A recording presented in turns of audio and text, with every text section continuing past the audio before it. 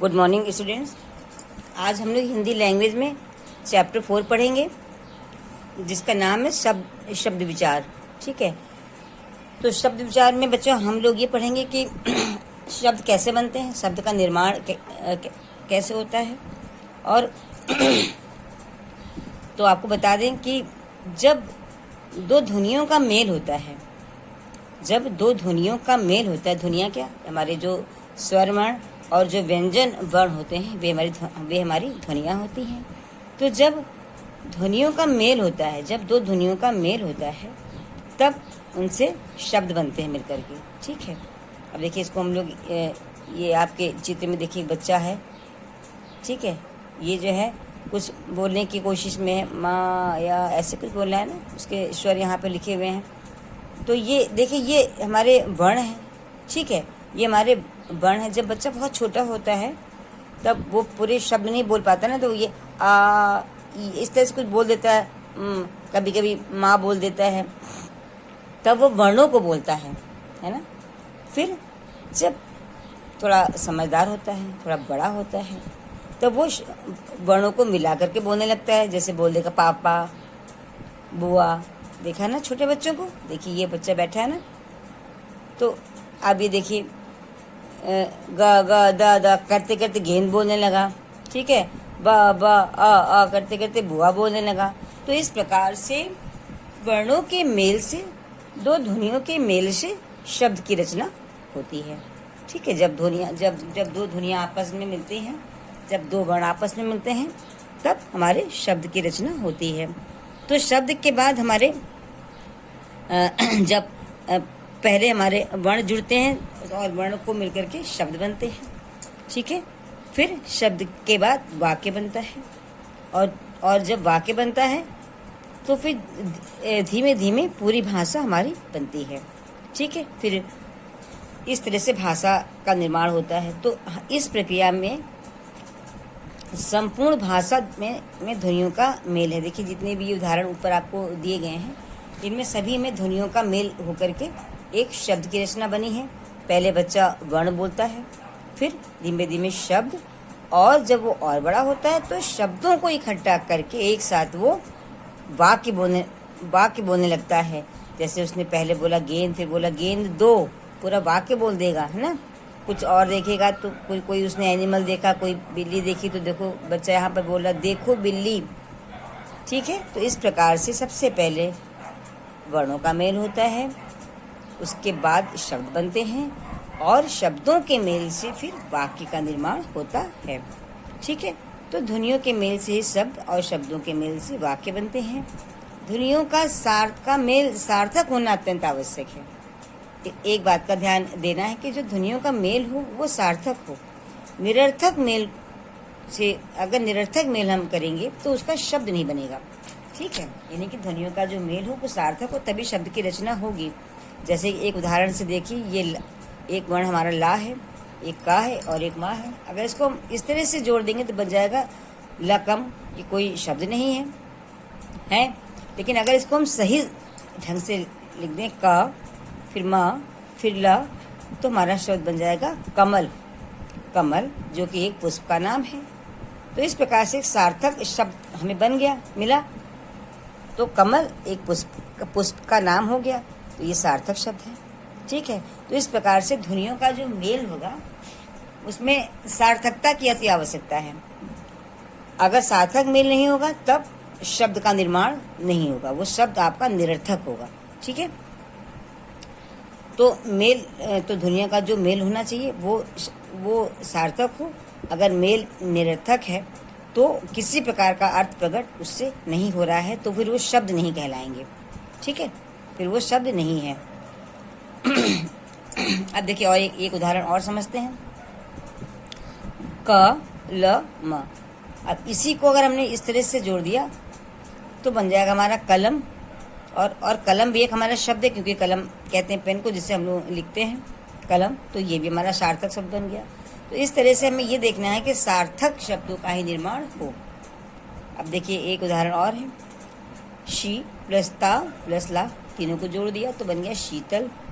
ठीक है, तो इस प्रकार से इसकी परिभाषा में हम ये कह सकते हैं कि वर्णों का सार्थक मेल ही शब्द कहलाता है। क्या कह सकते हैं? वर्णों का सार्थक मेल ही शब्द कहलाता है। अच्छा बच्चों, अब देखिए ये तो हमारी बात हुई थी शब्द की कि वर्णों के मेल से शब्द बनते हैं, और जब इन शब्दों को हम किसी वाक्य में करते हैं प्रयोग, ठीक है, जब ये शब्द हमारे वाक्य में प्रयोग होते हैं और वो व्याकरण के नियमों से बन जाते हैं। व्याकरण के नियम मतलब कैसे कि जैसे संज्ञा पहले आएगी, फिर संज्ञा है, फिर उसके बाद संज्ञा हो या सर्वनाम हो, फिर उसका कर्म होगा, फिर क्रिया होगी, फिर ठीक है, फिर जो भी कारक की विभक्तियाँ होंगी वो लगेंगी। तो ये सब व्याकरण के नियम होते हैं। सही ढंग से उसको अरेंज करके लिखना, व्यवस्थित रूप में लिखना, तभी तो हमारा वाक्य बनता है। तो जब शब्दों को व्यवस्थित रूप में हम लिखते हैं तो वो व्याकरणिक नियमों से बन जाता है। ठीक है, तो जो भी हमारा शब्द होता है जब वो केवल वर्णों के से जुड़ता है तब तो शब्द बनता है, लेकिन जब वो वाक्य में प्रयोग होता है और व्याकरणिक नियमों से बन जाता है तब वो पद कहलाता है। ठीक है, तो इस प्रकार से जो पद बनता है, तो पद की परिभाषा में हम कह सकते हैं कि वाक्यों में प्रयुक्त शब्द व्याकरणिक नियमों में बनकर पद बन जाते हैं।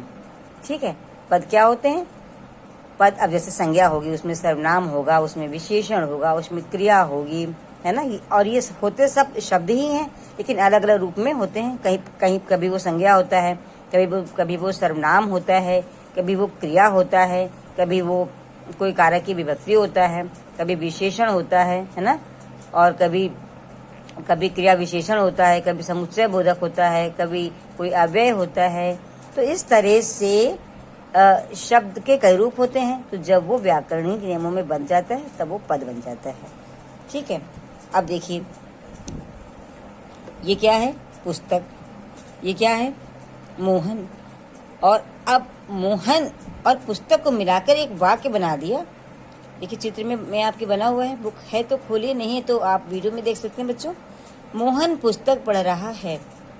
अब इन दोनों को जोड़कर के एक हमारा वाक्य बन गया ना। जब ये पुस्तक अलग शब्द लिखा है तब तो ये शब्द है, जब मोहन एक अलग लिखा है नाम तब तो ये शब्द है, लेकिन जब इसको हमने एक वाक्य में लिख दिया, ठीक है, इन शब्दों को वाक्य में मिला दिया कि मोहन पुस्तक पढ़ रहा है, तब क्या हुआ? तब ये हमारे जो भी शब्द इसमें प्रयुक्त हुए ये पद के रूप में आ गए। ठीक है, तो मोहन पुस्तक पढ़ रहा है, ये हमारा वाक्य बना। तो जैसे ही शब्द वाक्य में प्रयुक्त हुए, ठीक है, तो वे एक संपूर्ण अर्थ को प्रकट कर रहे हैं। तो ऐसी स्थिति में पुस्तक और मोहन दोनों शब्द वाक्य के अंग बन गए हैं ना, क्योंकि देखिए कर्ता, कर्म, क्रिया, ये वाक्य के अंग बन गए हैं। ये कर्ता हो गया इसमें मोहन, है ना, और पढ़ रहा हमारी क्रिया है, तो क्रिया को करने वाला मोहन बन गया इस समय। और पुस्तक कर्म है, कर्म के माध्यम से वो क्रिया को कर रहा है। तो अब क्या हुआ? ये व्याकरणिक नियमों में बन गए हैं, ये वाक्य के अंग बन गए हैं। ठीक है, वे स्वतंत्र अर्थ नहीं दे रहे हैं, उनका अलग अलग स्वतंत्र अर्थ नहीं है। अभी पूरा ये हमारा वाक्य है, ठीक है, कि मोहन है तो वो क्या कर रहा है? वो पढ़ रहा है। क्या पढ़ रहा है? पुस्तक को पढ़ रहा है। तो इस प्रकार से बच्चों, जब कोई शब्द वाक्य में जुड़ जाता है, ठीक है, और वहाँ पर वो कर्ता, क्रिया, कर्म इन सब के साथ बंधा होता है, तब उसका अपना स्वतंत्र अस्तित्व नहीं होता है। ठीक है, फिर तब उस जगह पर उसे हम पद कहते हैं। तो ठीक है, उस जगह हम पद पर उसे हम कहते हैं पद। अब अगर आपसे कोई पद परिचय के बारे में कहे कि पद परिचय क्या है, तो पद परिचय बच्चों है कि जब उसमें हम पद में बताएंगे कि मोहन, अब आपको बताना है अगर कि मोहन अगर ये पद है तो कैसा पद है। तो देखिए मोहन ये एक बालक का नाम है, मतलब ये पुल्लिंग शब्द है। तो आप कहेंगे कि भाई मोहन हमारा पुल्लिंग है। ठीक है, पुल्लिंग है। और क्या है? क्योंकि वो पढ़ रहा है, एक तो यहाँ पढ़ रहा से हमारी एक वचन का अर्थ आ रहा है, तो मोहन हमारा एक वचन है। तो मोहन हमारा पुल्लिंग है, मोहन हमारा एक वचन है, और मोहन क्या है? कर्ता भी है हमारा। ठीक है, तो मोहन हमारा पुल्लिंग है और एक वचन है। तो इस प्रकार से आप पद के बारे में बता सकते हैं कि पद हैं, अगर पद बने हैं तो पद क्या बने हैं। ठीक है, अब आइए हम पढ़ते हैं कि शब्दों के भेद क्या होते हैं। तो शब्दों के भेद देखो बच्चों, कि शब्दों के भेद निम्नलिखित आधार पर किए जाते हैं। जैसे कि शब्द हमारा कैसे बना, अर्थात इसके स्वरूप की रचना कैसे हुई, इस शब्द कहाँ से आया, ठीक है, इसका उद्गम किस भाषा से हुआ। क्योंकि कोई भी भाषा पूर्णतः समर्थ तभी होती है जब वह विभिन्न भाषाओं के शब्दों को आत्मसात करती है। यानी कि जब वो कई भाषाओं के शब्दों को अपने अंदर समाहित करती है, लेती है, तभी कोई भाषा हमारी पूर्ण होती है। शब्द का व्याकरण में अध्ययन व प्रयोग के लिए किस प्रकार वर्गीकरण करा गया है। शब्द का प्रयोग किस प्रकार से किया जा रहा है, वो साधारण शब्द है या फिर तकनीकी शब्द है।